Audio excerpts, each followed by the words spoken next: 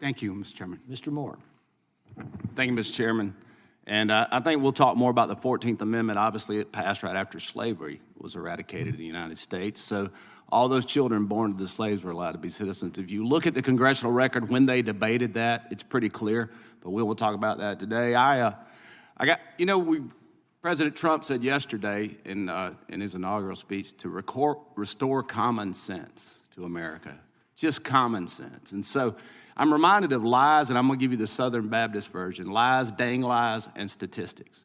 Now, Mr. Bear has given us a lot of statistics today, but the reality is that 76 million people elected Donald Trump to fix the chaos that is the U.S. southern border right now. And what I've seen in my communities, and you've heard testimony in here, I had a 14-year-old girl in one of my districts drug into a bathroom and raped by a Nicaraguan who had a prior criminal record, Mr. Fabricatore. But he came here 31 years old and claimed to be a minor. And we did no background checks. We turned that man loose into the community, and he raped a girl in a bathroom in a restaurant in Wetumpka, Alabama. That's the kind of chaos that we've seen on the border. Sheriff Daniels testified. He came here and testified under oath that in 40 years of working in a border town, he had never seen the border any better than it was in 2018, and never any worse than it was when he was here just a few months ago. Mr. Fabricatore, what do you think changed? What changed? Was it anything we did here in Congress? What changed was the Biden administration letting in millions of people unvetted. The vetting at the border was abysmal at best. It was only checking for histories within the United States. So if you had someone that had committed crimes in another country— been here, you don't have a history in this country. We did not know, many people who came in, we did not know what their criminal histories were. Is that how a 31-year-old man claims to be a minor and comes in as an unaccompanied minor to this country? Because we weren't vetting anybody. The vetting was horrible, and that instance happens a lot, where we have them claiming to be juveniles, criminal illegal aliens claiming to be juveniles because they know it will be easier to enter the United States, and they probably won't get put into detention. And the Biden administration allowed that to happen. You know, and Ms. Vaughn, certainly we've seen this across the country.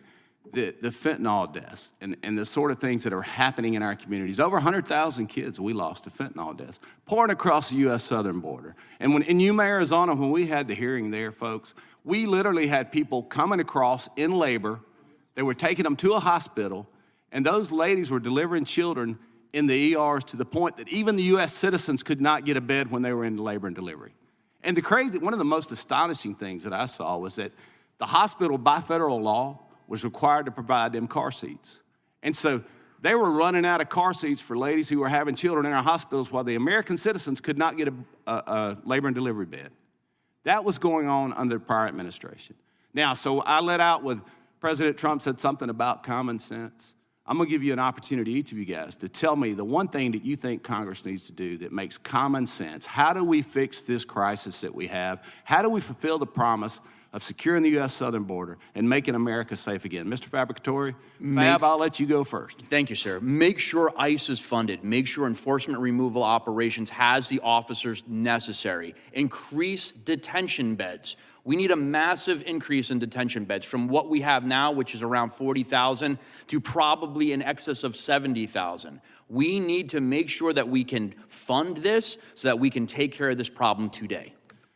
Chairman mentioned that. We're going to, as this committee and as Congress, we are going to make sure that we fund the president's priorities to round people up and get them out of here. Ms. Vaughn. Another thing that would help a lot would be to eliminate all of the programs that allow people who've managed to get into the country to have their status laundered essentially into a program, a visa program, or a benefit that gives them a work permit. And Ms. Vaughn, how do you launder a status? That's interesting. Well, you apply for a program like a U visa program, Special Immigrant Juvenile, or TPS sometimes can be granted. Even though you entered illegally, you're allowed to stay and you get a work permit, and the systems are so bogged down, you get this benefit even before your application has been evaluated or you've had a background check.